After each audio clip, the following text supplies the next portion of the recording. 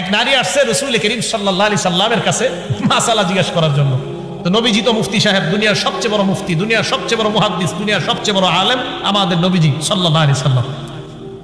আয়েশা মাসালা জিজ্ঞাসা করছে, কি মাসালা? আন গুসলিহা মিনাল হায়জ। একটা নারী, এই জায়গাটা শ্রদ্ধার সাথে শুনবো, আমরা কেউ হাসবো না। মা বোনরা আল্লাহর পক্ষ থেকে অসুস্থ হয়, তো এই অসুস্থতার মাসালা জিজ্ঞাসা করার জন্য আসছে নবীজির কাছে।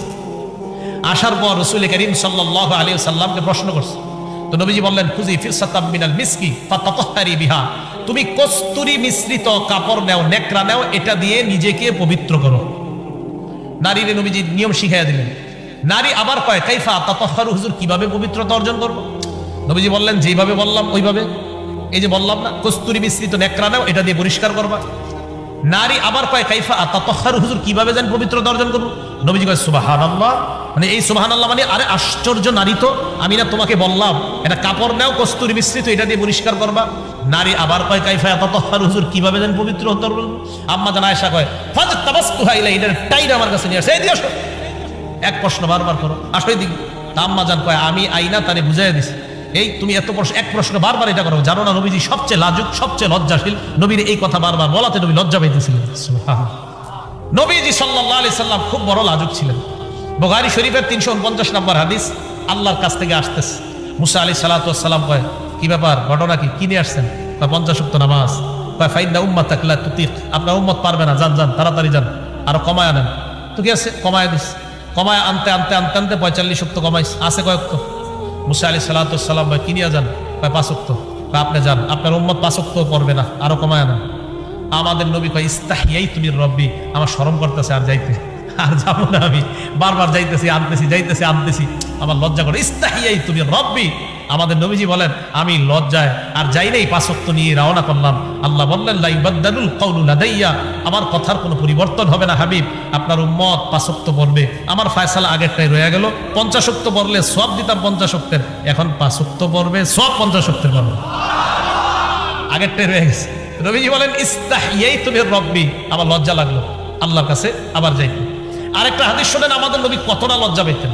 আমরা মেহমান হই না মাঝে মাঝে মানুষের বাসায়, এখন অনেক মেহমানরা কি মনে করে জানেন, কারো বাসায় মেহমান হইলে যে উনি মনে হয় চিরতরে ওই বাসায় চলে গেছে, বাস আমি আর আসবো না এই বাসা থেকে, আমি মেহমান হইলাম মানে আমি এখানে থাকবো আর কখনো যাব না, এরকম একটা ভাবসা চিন্তা ভাবনা। নবীজি হযরত জয়নব রাদিয়াল্লাহু তাআলা আনহাকে বিয়ে করলেন। বুখারী শরীফের হাদিস নাম্বার 4793 নাম্বার হাদিস। চা দিও না, যা খাই না।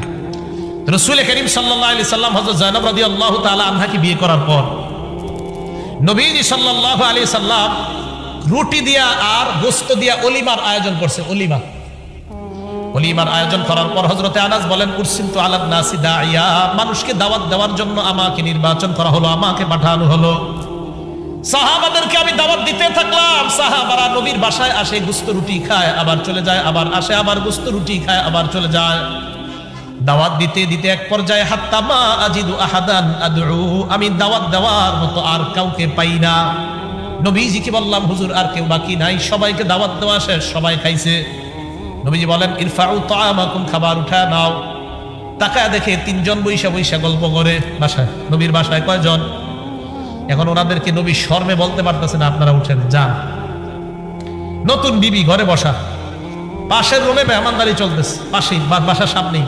তো নবীজি বলতে পারতেছে না যান। নবীজির ঘর তো ছিল একদম ছোট। আম্মা জান আয়েশা তো বলেন, যেই ঘরে নবীজি নামাজ পড়তেন এত ছোট ছিল যে আম্মা জান আয়েশা সিদ্দিকার সামনে শুয়ে থাকতেন, নবী নামাজ পড়তেন। তো নবীজি যখন রুকু সেজদা দিতে হতো, আম্মা জান পা দুইটারে এইভাবে রেখে দিতে হতো, তখন নবীজি সেজদা দিতে হতো। ছোট ঘর ছিল। এখন নবীজি সাল্লাল্লাহু আলাইহি সাল্লাম মেহমানদারি করছে, ঘরের আঙ্গিনাই মনে করেন বা ঘরেই 3 জন বৈশা গল্প করতেছে। নবীজি লজ্জায় বলতে পারতেছে না যে আপনারা যান বা কি বলবে। তো নবীজির নিয়ম ছিল, কোন নারী কোন বিবির সাথে বাসর রাত করার পরের দিন নবী সব বিবিদের সাথে দেখা করতেন, এটা নবীজির নিয়ম ছিল। ওই রাত্রে নবীজি কি করলেন, চিন্তা করলেন কি করা যায়, দেখি আয়েশার ঘরে যাই, সবগুলোর সাথে দেখা করে আসি।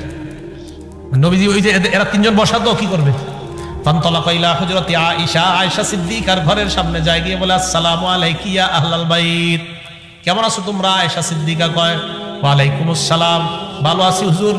কাইফা ওয়াজাদতা আহলাক, নতুন বিবি কেমন পাইলেন? সুবহানাল্লাহ, নতুন বিবি কেমন? নবী সাল্লাল্লাহু আলাইহি সাল্লাম বাস কথাবার্তা বইলা এরপরের বিবির কাছে যায়, সব বিবির ঘরের সামনে গিয়ে সালাম দেয়, বিবিরা সালামের জবাব দেয়, আর সব বিবি একই প্রশ্ন, হুজুর নতুন বিবি কেমন পেয়েছে? নবী সাল্লাল্লাহু আলাইহি সাল্লাম সব বিবিদের ঘরে যাওয়ার পর আবার বাসায় আসছে।